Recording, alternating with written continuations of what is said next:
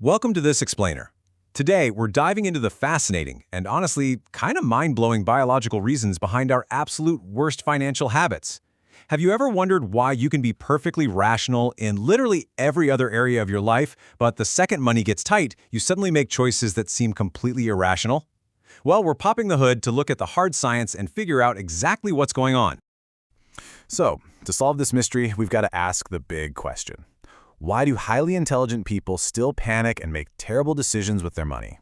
You know, we've all been there. You've got a budget, you know the math, but then a crisis hits or the market takes a dive and boom, all that logic just flies right out the window. For a long time, economists just assumed this was a willpower issue or maybe a lack of financial literacy. But recent scientific breakthroughs, they're painting a very different and much more forgiving picture of human behavior. Get a load of this, 44%. That number represents a massive drop in risk appetite among a group of London traders during a Cambridge University study. And here's the wild part. All the researchers did was administer stress hormones. These traders literally took a pill simulating a high-stress chemical state, and their willingness to take calculated financial risks plummeted by almost half. It's wild. It proves that bad money habits aren't some deep character flaw, it's just biology. Your nervous system is literally hijacking your financial plan. Let's kick things off with Section 1, the Wall Street Stress Test, looking at high-stakes biology.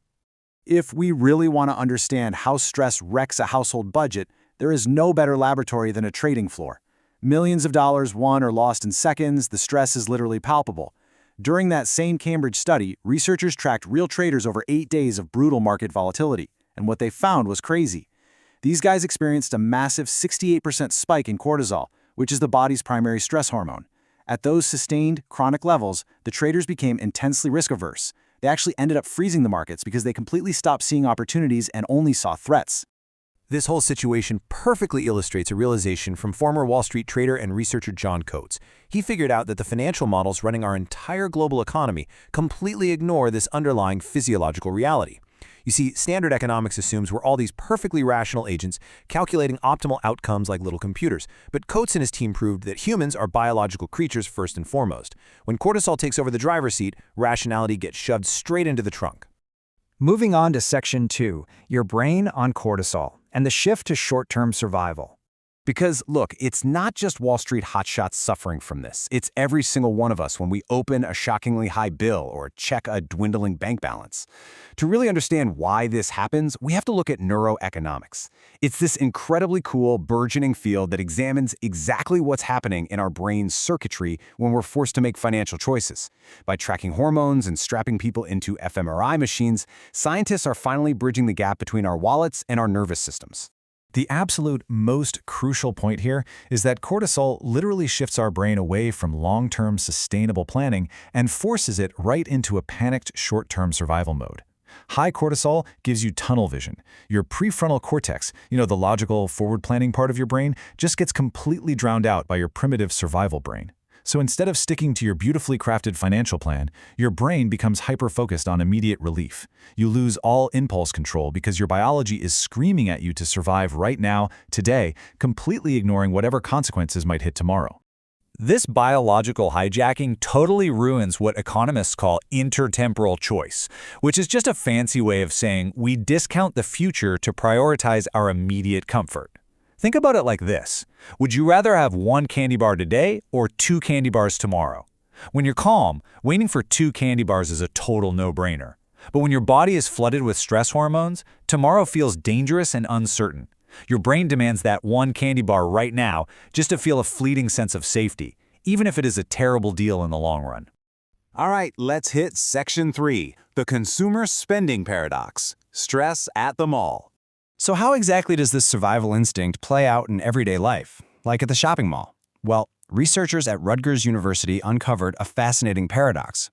Stressed consumers will tell you they desperately want to save money, but when push comes to shove, they actually spend money to regain a feeling of control.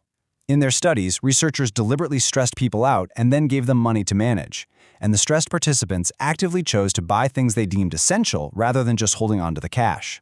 The actual act of buying gave them a psychological anchor in the storm. Professor Christina Durante over at Rutgers explains this perfectly. She points out that the body views financial stress as a literal physical threat. It forces us to lock down and protect resources to survive. But here's the real catch. How we define a resource completely flips when we're stressed out. If you're stressed about landing a new job, buying a ridiculously expensive new suit suddenly feels like a life-or-death survival necessity just to alleviate that specific anxiety, rather than the discretionary splurge it actually is. And that is what's so fascinating. Our stressed brains actively trick us into believing that impulse buys are absolute necessities. The researchers call this the illusion of necessity.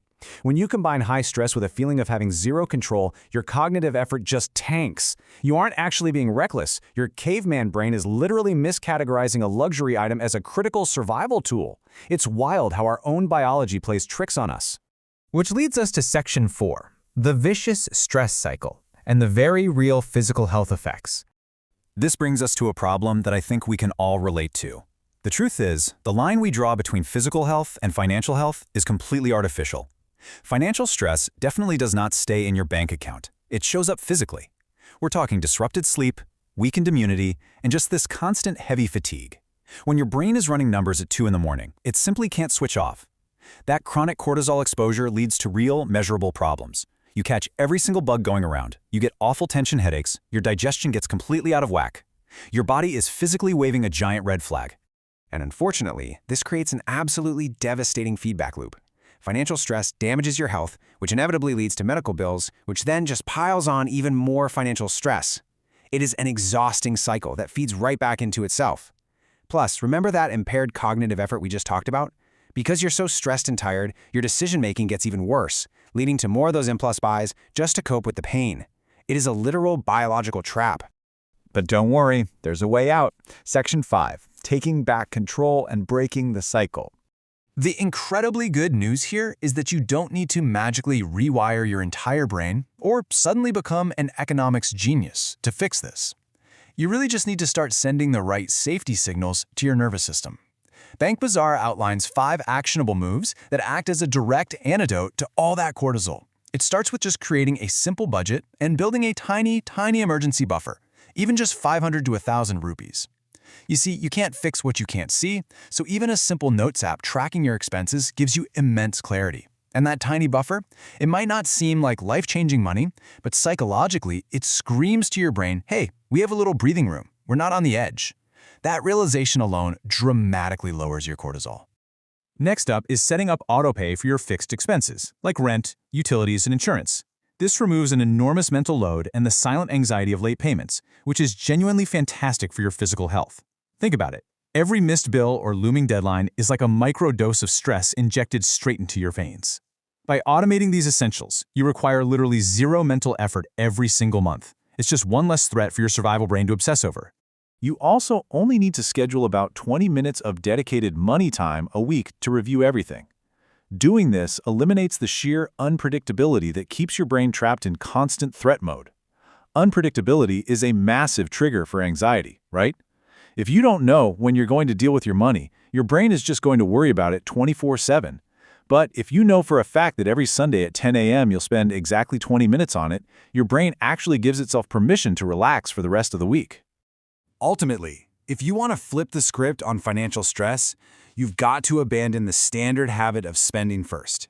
Instead, adopt the absolute golden rule of personal finance. Pay yourself first. Honestly, most people do this entirely backwards. They spend throughout the month and just cross their fingers, hoping there's something left to save at the end. By flipping that sequence, paying yourself, then your bills, then saving, and only spending what's actually left over on discretionary stuff, you completely remove the uncertainty that causes your biology to hit the panic button. So as we wrap up this explainer, I want to leave you with this one question to think about. Which small step are you going to take today to regain control and lower your financial cortisol? Remember, getting your finances in order isn't just about doing the math. It is a profound act of self-care and physical health. You don't have to fix the whole shebang today, but taking just one tiny action will signal to your nervous system that you are firmly back in the driver's seat. Thanks so much for joining me, and I'll catch you next time.